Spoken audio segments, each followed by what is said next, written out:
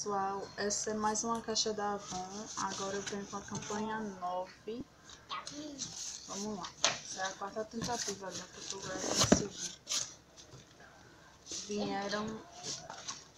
Veio a revista da Moda e Casa e a da Avon Cosméticos. Aí veio o livrinho Probleminhas. Deu. Já tentei. E veio o abecedário divertido. Veio esse daqui pra mim, um incentivo. Pra dedicar vocês.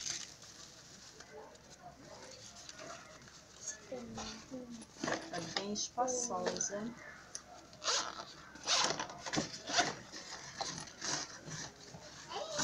Tem a divisória pra colocar as coisinhas.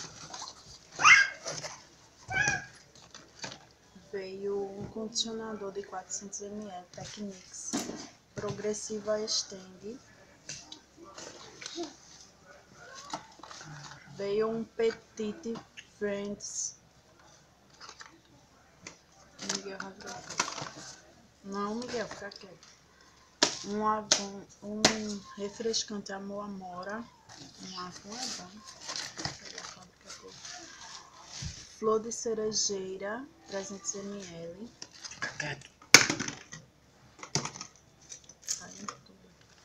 Um titânio Flame, que é do meu esposo.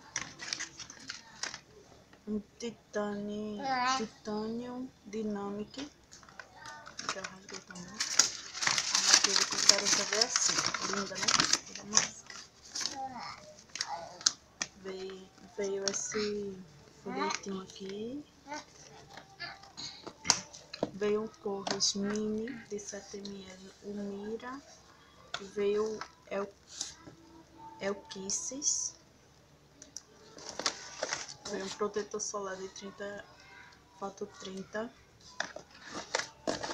Vieram dois, deixa eu abrir aqui pra vocês verem. Essas cápsulas.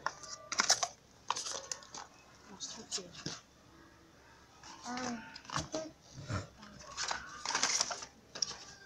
Veio um hidratante, loção hidratante pro bebê. Veio um sabonete líquido da cabeça aos pés.